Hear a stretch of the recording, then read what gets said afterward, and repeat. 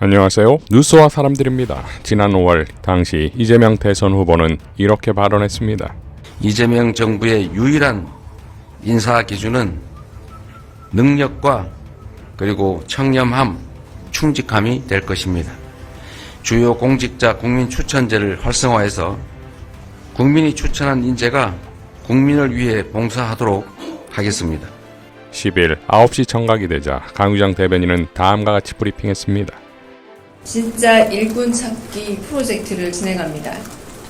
진짜 일꾼 찾기 프로젝트는 국민주권정부의 국정 철학을 실질적으로 뒷받침하는 인사 추천 제도입니다.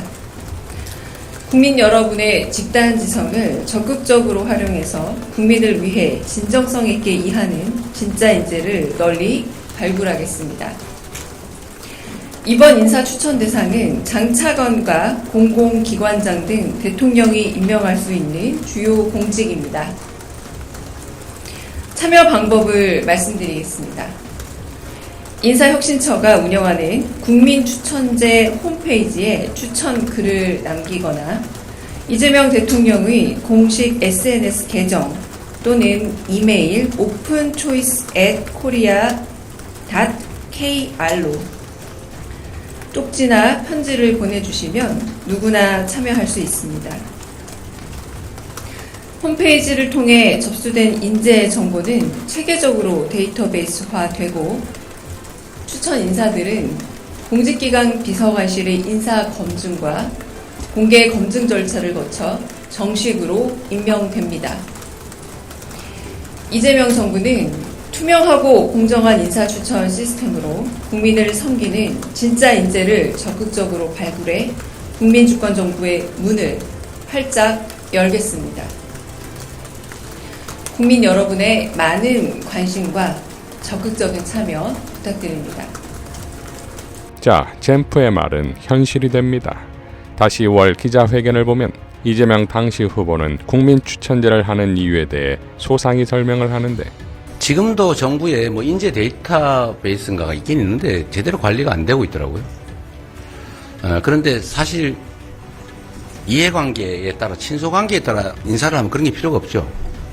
그냥 이번 직전 정부가 했던 것처럼 정말로 그 노동부 장관을 그런 분을 임명을 한다든지 정말 반노동적인 사람은 노동부 장관에 전혀 친인권적이지 않은 사람은 인권위원장이에요. 전혀 독립적이지 않은 분에게 독립기념관을 이렇게 할 거라면 그거 저는 필요 없죠. 그러나 저는 말씀드린 것처럼 성과를 내는 게 저의 목표고 저는 정치를 하는데 누구에게도 신세진 바가 없어요.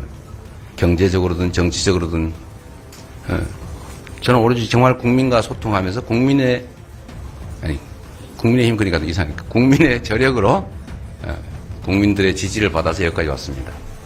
국민들이 저한테 기대하는 바가 있죠. 저는 아무런 기득권도 배경도 없습니다. 근데 국민들이 기대하는 바는 더 나은 세상을 만들어달라, 더 깨끗한 정치 해달라, 그거 아니겠습니까? 근데 결국은 대통령이 행정을 하는 게 아니에요. 대통령은 자기 손으로 하는 게 아니라 다 지시를 해서 누군가한테 맡겨서 합니다. 그래서 인사가 중요하죠. 고위직이든 하위직이든 결국 구급 공무원에 의해서 실제 일은 집행이 되죠. 근데 이 공무원들에 의해서 국정이 이루어지는데 그 공무원들이 바른 생각으로 국민을 위해서 유능하게 성실하게 하면 국민들에게 칭찬받고 더 성과를 내겠죠. 그런데 무능하거나 무책임하거나 아니면 반국민적 시각을 가지고 있거나 이런 사람들 시켜놓으면 망치겠죠.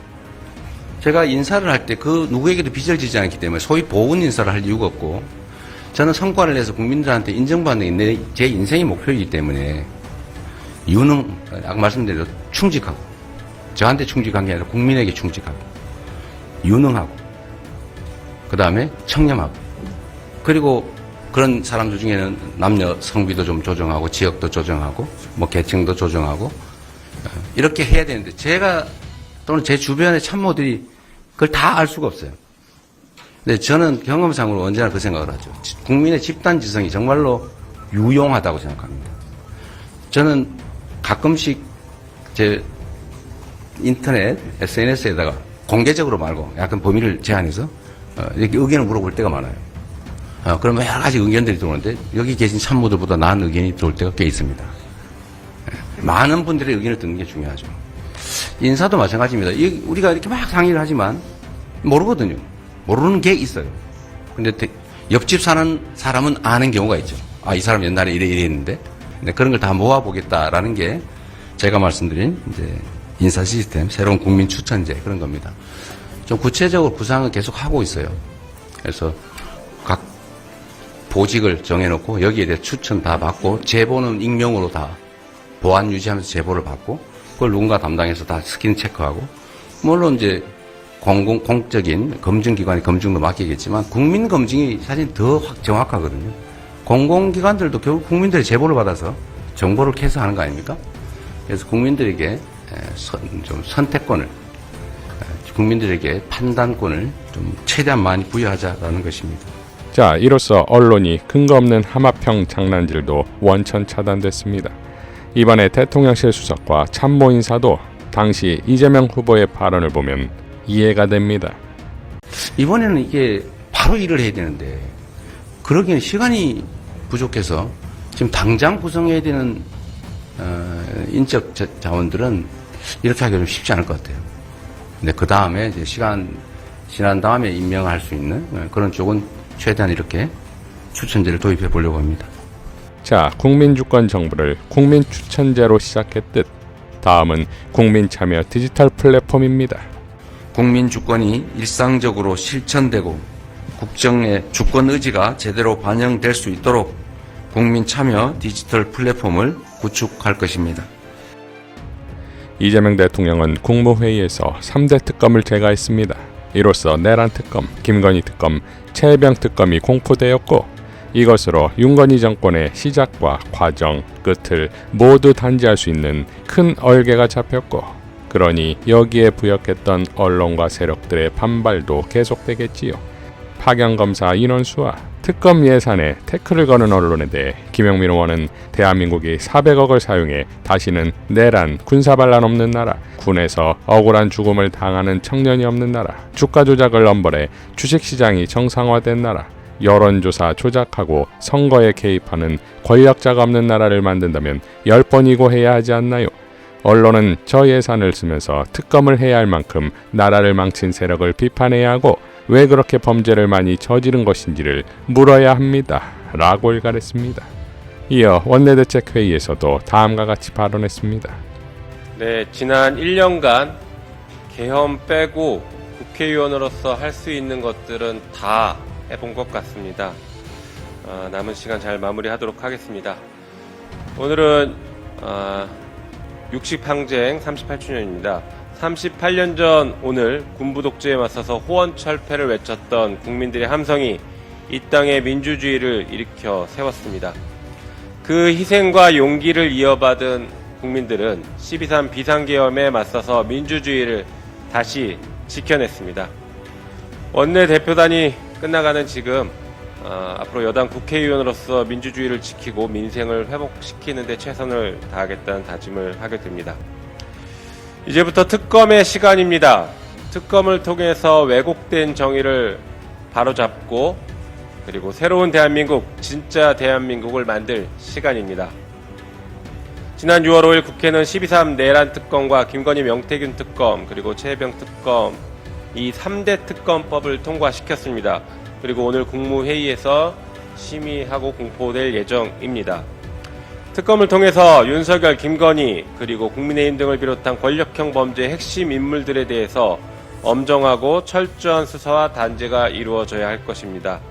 그래야만 불공정하고 몰상식한 기득권 카르텔을 청산할 수 있고 대한민국이 다시는 이런 혼란을 겪지 않을 수 있을 것입니다.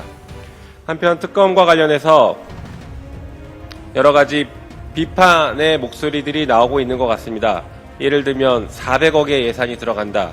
그리고 검사 120명이 투입돼서 검찰청이 다른 수사하기 힘든 건 아니냐. 이런 비판의 목소리가 일부 나오는 것 같습니다. 훼손된 민주주의를 바로 세우고 그리고 무너진 정의를 바로잡는데 과감하고 신속한 조치가 필요합니다. 지난 대선 과정에서의 열망을 고려하면 이번 특검은 반드시 추진되어야 할 것입니다. 일단 400억 예산이 들어간다는 비판에 대해서 잠시 말씀드려 보겠습니다. 400억 예산이 들어가더라도 앞으로 다시는 내란이 없는 나라를 만들고, 그리고 군인들이 억울한 죽음을 당하지 않는 그런 나라를 만들고, 그리고 다시는 주가 조작하지 않는 그런 나라를 만들 수 있다라고 하면 충분히 투입해야 될 예산 아닌가 되묻고 싶습니다. 한편 검사 120명이 투입된다라고 하는데 5개월 이내에 사건들이 다 종료될 것입니다. 그래서 검사 120명이 투입돼서 신속하게 그리고 철저하게 수사를 할 수 있다는 것은 우리 대한민국이 그 정도는 충분히 감내할 수 있고 감당할 수 있는 국가적 역량을 갖추고 있다고 생각하기 때문에 신속하고 단호한 조치를 취할 필요가 있다는 것 다시 한번 강조드리겠습니다. 이상입니다. 60 민주화 항쟁 기념일에 진짜 민주주의의 부활의 증거는 3대 특검의 대출항입니다. 이상 뉴스와 사람들이었습니다. 시청해 주셔서 감사드립니다.